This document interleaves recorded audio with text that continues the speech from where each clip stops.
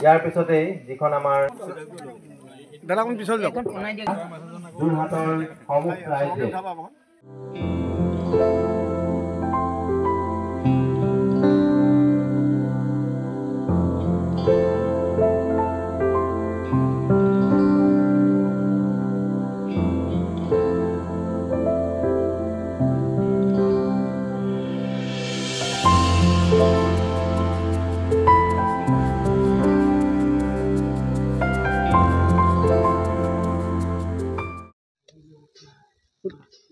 এই দেৱৰণ্যখন তৈয়াৰ কৰোঁতে আপোনাৰ কিমান সময় লাগিছিল কিমান দিনৰ পৰা আপুনি এনেকৈ আৰম্ভ কৰিছিল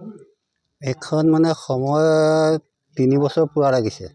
3 বছৰ হয় 3খন বাৰী বছৰেকত এখনকৈ ফিট কৰোঁ কি গছ আছে কিমান আছে গছ মানে কিমান কম ঢেৰ আছে গছ কওকচোন বাৰু নাহৰ আছে আজাৰ আছে আম আছে কঁঠাল আছে বহত আছে থেজু আছে লেচু আছে পনিয়ল আছে আৰু বগীতৰা আছে সোণাৰু আছে আৰু তোমাৰ শিলিখা আছে আৰু নেলুকা আছে শোৱালো আছে মুঠ কিমান জোপা আছে মুঠ মানে 1,500-1,000তকৈ ওপৰত আছে এইখন বাৰীতে জীৱ জন্তু এখন বাৰী আছে আপুনি জীৱ জন্তু আজি মানে হেৰি সেইখনত মানে বহুত জীৱ জন্তু থাকে এবাৰ 3টা হৰিণা মই নিজে ধৰি চিকাৰী হাতৰ পৰা মানে ধৰি পেলাই চৰকাৰক চঞ্জাই দিলোঁ আকৌ পাছৰ কোবত মেচেকা এটা ধৰি আকৌ বন বিভাগত চৰকাৰ হেৰি চঞ্জাই দিলোঁ এতিয়া বৰ্তমান 3টা হৰিণা আছে পোৱালি হৈছে নেকি আজি কেইদিনমান মই দেখা পোৱা নাই কিন্তু মোৰ বিশ্বাস আছে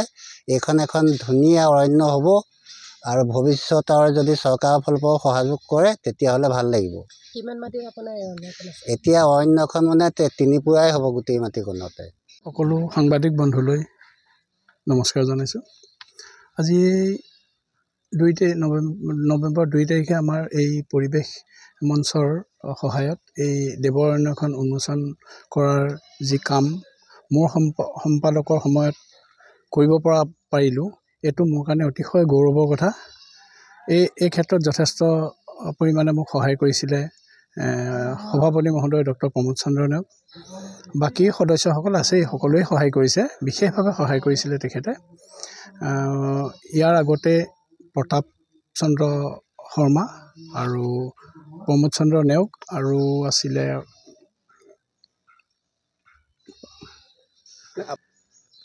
ভৱিষ্যতে এই মঞ্চখনৰ সহায়ত আমি বিশেষকৈ ষ্টুডেণ্টখিনিক ইয়াত আমি বিভিন্ন প্ৰকাৰ গছ গছনি আমি নমেনক্লেচাৰ কৰিছোঁ যিখিনি ভৱিষ্যতে বটানিকেল গাৰ্ডেন হিচাপে এখন পৰিচিত হ'ব সেই আশাৰে আমি আগবাঢ়িছিলোঁ ইয়াত এটা কথা খুব ভাল লাগিছে যে ইয়াত জীৱ জন্তুৰ আগমন হৈছে জীৱ জন্তু বিশেষকৈ হৰিণা পহু অহাটো আমাৰ কাৰণে খুবেই শুভ লক্ষণ এই হৰিণা পহু ইতিমধ্যে গম পাইছোঁ যে হৰিণা পহু পোৱালীৰ সৈতে ইয়াত বিভিন্নজনে দেখা পাইছে সেইটো আমাৰ পৰিৱেশ মঞ্চৰ কাৰণেও গৌৰৱৰ কথা আৰু মই সকলোতকৈ সুখী যে মোৰ সম্পাদকৰ সময়ছোৱাত এই কাৰ্য সম্পাদন হ'ল এখন প্ৰথমতে কোৱা মতে প্ৰায় 18 বিঘা মাটিত আছে কৈছিলে কিন্তু প্ৰায় 12-14 বিঘামান মাটিতহে বিশেষকৈ গছ গছনি এতিয়া ৰোৱা হৈছে বাকীখিনি পিছত আমি পৰিৱেশ মঞ্চৰ সহায়ত আমি পৰৱৰ্তী আগবঢ়াই নিবলৈ চেষ্টা কৰিম